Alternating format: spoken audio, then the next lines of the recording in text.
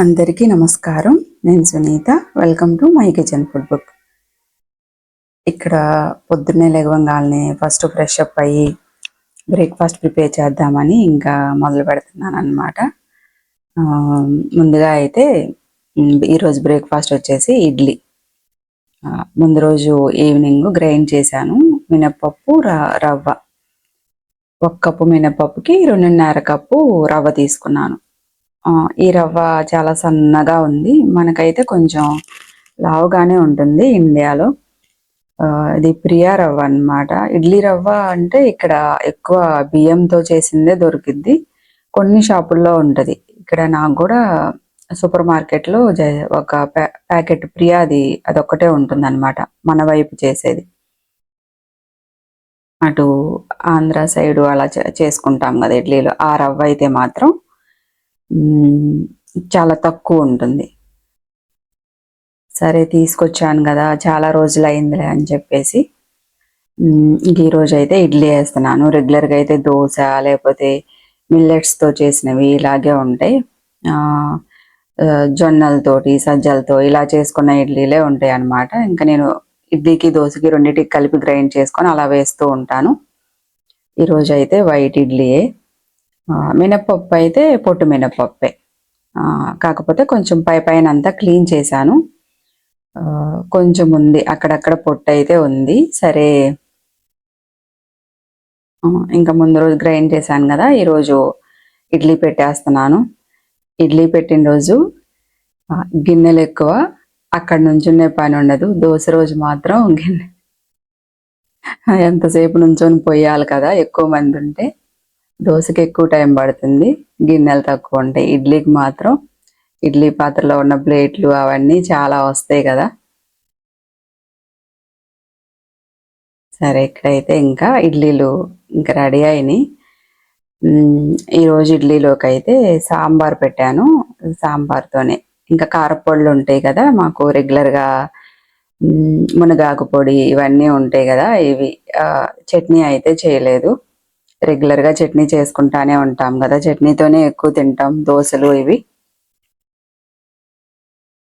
సరే ఈరోజు అయితే ఇంకా చట్నీ చేయకుండా సాంబారు, మునగాకు పొడి, నల్ల కారము ఇవి ఉంటాయి కదా, ఇవి వేసుకొని తినేస్తాం. చూడండి ఇడ్లీ అయితే చాలా సాఫ్ట్గా వచ్చినాయి. రవ్వ అయితే కొంచెం సన్నగా ఉంది. ఓకే, ఏ అయితే ఏమైందిలే కానీ బాగున్నాయి. చాలా రోజుల తర్వాత చేశాను అనమాట. రెగ్యులర్గా అయితే మిల్లెట్స్తో ఉన్నాయే ఉంటాయి. ఇంకా చూడండి ఇడ్లీలోకి అది మునగాకు పొడి ఆల్మోస్ట్ అయిపోయి వచ్చింది. మళ్ళీ ప్రిపేర్ చేసుకోవాలి. మునగాకు పొడి, సాంబారు. ఈరోజు బ్రేక్ఫాస్ట్లోకి ఇడ్లీ మునగాకు పొడి విత్ సాంబార్. అప్పుడప్పుడు సాంబార్తో కూడా టేస్ట్ చాలా బాగుంటుంది కదా. మీరందరూ ఏం చేస్తున్నారు, మీరేం బ్రేక్ఫాస్ట్ చేశారు ఏంటి అనేది కామెంట్ సెక్షన్లో తెలియజేయండి. కొంచెం మునగాకు పొడి కానీ ఏదన్నా కారం పొడి వేసుకొని కొంచెం నెయ్యి వేసుకొని తింటే టేస్ట్ చాలా బాగుంటుంది కదా.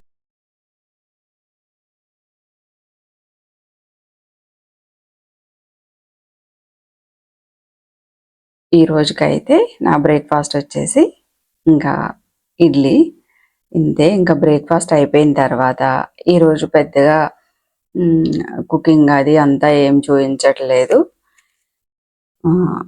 క్లీనింగ్ హాల్లో క్లీన్ చేసుకుందామని. సోఫాలు మనం రెగ్యులర్గా జరపం కదా, అవి జరపలేం కూడా. ఇంకా నేను కూడా అప్పుడప్పుడు క్లీన్ చేసుకుంటూ ఉంటాను. ఎప్పుడన్నా ఇంకా మా వారింట్లో ఉన్నప్పుడు అలా జరపమని అడుగుతాను. ఇంకా వాళ్ళు ఇంకో రోజు చేద్దాంలే అని అలా అంటూ ఉంటారు. నేనైతే మోస్ట్లీ ఇంకా అడగను, అంత డిపెండ్ అవను అనమాట, చేసేసుకుంటాను. అప్పుడప్పుడైనా ఇంకా వెనకాల, ఎందుకంటే సోఫాలు ఇవన్నీ మనం అసలు రెగ్యులర్గా జరపం. పొద్దున్నే హడావిడిగా పూజ, ఇంకా అట్లా పొద్దున్నే లేచి స్నానం చేసి కుకింగ్, బ్రేక్ఫాస్ట్ ఇవన్నీ చేసుకుంటూ ఉంటాం కదా. ఇంకా ఇవన్నీ జరిపి రోజు క్లీన్ చేయాలంటే టైం సరిపోదు పొద్దున్నే. ఇంకా ఎప్పుడన్నా వీక్లీ వన్స్ లేకపోతే అట్లా ఎప్పుడు కుదిరితే అప్పుడు ఫ్రీ టైం పని అంతా అయిన తర్వాత ఆఫ్టర్నూన్ టైంలో కానీ అట్లా క్లీన్ చేసుకోవటమే. కానీ నాకు కూడా ఫుల్గా ఇంకా చాలా రోజులు అయింది జరిపి. చాలా డస్ట్ ఉంది వెనకాల. పిల్లలు అనుకుంటే చాలా ఉండిద్ది కదా, చిన్న పిల్లలు ఉన్న ఇంట్లో అసలు ఇంకా బొమ్మలు ఉంటాయి, ఏవేవో ఉంటాయి సోఫా కింద. అన్ని వాటి కిందకే వెళ్తూ ఉంటాయి కదా ఆడుకునేటప్పుడు. మాకైతే కొంచెం పెద్దగా ఉంది కాబట్టి ఇప్పుడు ఆ ప్రాబ్లం లేదు.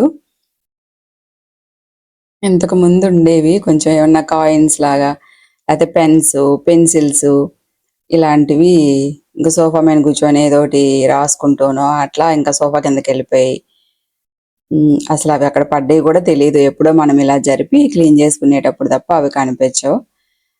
అదే చిన్న చిన్న పిల్లలు ఉంటే మాత్రం బొమ్మలు, గిన్నెలు, గరెట్లు ఇంకా వాళ్ళు ఆడుకునే వస్తువులన్నీ సోఫా కిందే ఉంటాయి కదా.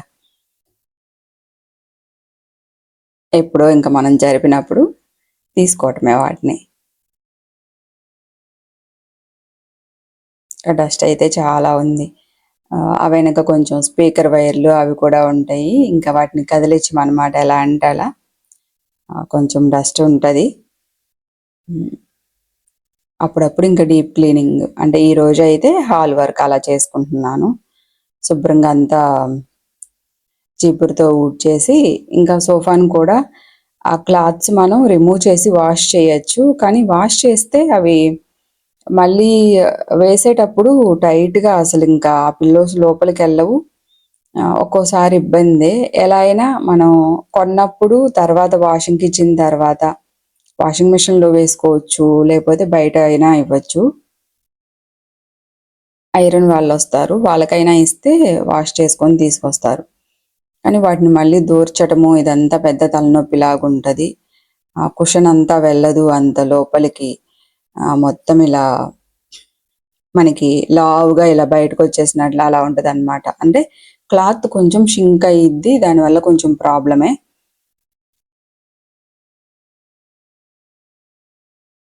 ఇంక కావాలంటే ఇచ్చుకోవటం, లేదంటే నేనైతే ఇంకా ఇలా క్లీన్ చేసేటప్పుడు క్లాత్తోనే ఏదన్నా తడి క్లాత్ అలా తీసుకొని పైనంతా శుభ్రంగా ఇస్తాము. అప్పుడప్పుడు కూడా ఇస్తాము, వాషింగ్కి ఇస్తాము. కానీ అవి దూర్చడం పెద్ద తలనొప్పి. వాటికి మళ్ళీ బతిమలాడుకోవాలి, మళ్ళీ హెల్ప్ తీసుకోవాలి. నేను ఒకదాన్ని అయితే దాన్ని చేయలేను కదా, కొంచెం హెల్ప్ తీసుకోవాలి. మళ్ళీ చేస్తారు, ఇంకా ఫ్రీ టైం ఉంటే కదా చేస్తారు. ఆఫీస్కి వెళ్ళొచ్చి అట్లా మళ్ళీ అవన్నీ చేయమంటే కొంచెం కష్టమే. ఇంకా సరేలే అని చెప్పి నేనే క్లీన్ చేసేసుకుంటాను. ఊడ్చేసి అంతా ఒకసారి మాప్ పెట్టేసి జరిపేస్తున్నాను అనమాట. క్లాత్తోనే మొత్తం కొంచెం తడి చేసుకొని క్లాత్తోనే మొత్తం పైన పిల్లోసు అంతా సోఫా అంతా ఒకసారి బాగా డస్ట్ అలా ఉంటే అంతా శుభ్రంగా తుడిచేస్తాను అనమాట. ఇంకా అట్లా క్లీన్ చేసుకోవటమే. సోఫా కింద లోపల వాటి కింద అయితే ఏముండదులే, పెద్ద డస్ట్ ఏముండదు. అంటే ఫుడ్ అది అక్కడ కూర్చొని తిని స్నాక్స్ అలా తింటే చిన్నపిల్లలు ఉంటే ఖచ్చితంగా పడతాయి. దులిపేటప్పుడు ఇంకా స్నాక్స్, చక్రాలు ఇంకా అవి ఇవి బోల్డ్ అని వస్తుంటాయి కదా సోఫా సందుల్లో నుంచి. ఇప్పుడైతే మాకు అంత ప్రాబ్లం లేదు. మా అమ్మాయి చిన్నగా ఉన్నప్పుడు అట్లా అయితే ఉండేది మాకు కూడా అలాగే. ఇప్పుడైతే లేదు. ఇంకా శుభ్రంగా ఒకసారి అంతా క్లీన్ చేసి తడి క్లాత్తో మొత్తం తుడుచుకొని, ఇంకా హాల్లో కొన్ని షెల్ఫ్లు అవి కూడా క్లీన్ చేశాను. మొత్తం పని ఒక రోజు కాదు, కొంచెం కొంచెంగా. ఇంకా పని అయిపోయిన తర్వాత ఇక్కడ పొద్దున్న ఇడ్లీ పెట్టాను కదా, ఇడ్లీ తిన్న రోజు కొంచెం ఫాస్ట్గానే డైజెస్ట్ అవుతాయి కదా, ఆకలేస్తూ ఉంటుంది. ఇంకా పని అంతా చేసుకొని హాల్లో క్లీనింగ్ అదంతా చేసుకొని ఇంకా ఆకలేస్తుందిలే అని చెప్పి రైస్ అయితే ఇప్పుడేం ప్రిపేర్ చేయట్లేదు, ఈవినింగ్కే వండుతానమాట. సరే కొంచెం స్నాక్స్ చేద్దాం, మా అమ్మాయి కూడా ఇంట్లో ఉంది కదా, తను కూడా ఇప్పుడు హాలిడేస్ కదా. ఉల్లిపాయలు అవి లేవు, పకోడా వేద్దామంటే సరే వెళ్ళి తెచ్చుకోవాలి. సరే ఇంకా బంగాళదుంపలు ఉన్నాయి, ఇవి కూడా చిన్నవి అన్నమాట, అంత పెద్దగా లేవు, చిన్న చిన్నవి. సూపర్ మార్కెట్కి వెళ్ళిన రోజు అక్కడ చూస్తే ఏంటో ఒక్కోసారి అవి బాగుండవు, అంత పాడైపోయి అలా ఉంటాయి. ఇంకా వాటిలో ఉన్న వాటిలోనే కొన్ని తీసుకొని వచ్చాను, అవి చిన్నగా ఉన్నాయి. సరే ఇంకా బజ్జీలాగా వేసేద్దామని కొంచెం శనగపిండి తీసుకొని అందులో ఉప్పు, కారం, కొత్తిమీర, కరివేపాకు వేసుకుంటున్నాను. పొటాటో బజ్జీ చేసేటప్పుడు చాలా మంది ఇవన్నీ వేయరు కదా, ప్లెయిన్గా చేసుకుంటారు. నేనైతే వేస్తాను ఇవి, కొత్తిమీర వేసుకుంటే టేస్ట్ బాగుంటుంది. శనగపిండి, ఉప్పు, కారం, కొంచెం వామ్ వేసాను, కొత్తిమీర, కరివేపాకు, ఆ లాస్ట్లో కొంచెం రెడ్ చిల్లీ ఫ్లేక్స్ వేసుకున్నాను. రెడ్ చిల్లీ ఫ్లేక్స్ మనకి తినేటప్పుడు అలా పంట కింద పడుతూ, లేకపోతే మనకి పైన బజ్జీ పైన అలా కనిపిస్తూ ఉంటుంది, బాగుంటుంది అది. సరే చూడండి, పిండి అయితే కొంచెం థిక్గా కలుపుకున్నా. ఇవి జస్ట్ నేను డిప్ చేసుకోవటానికి అన్నట్లు అంతే. ఇంకా కలిపి ఆయిల్ కాగిన తర్వాత వేస్తున్నాను. ఏముంది, ఇవన్నీ సింపుల్ కదా, మనం ఈజీగా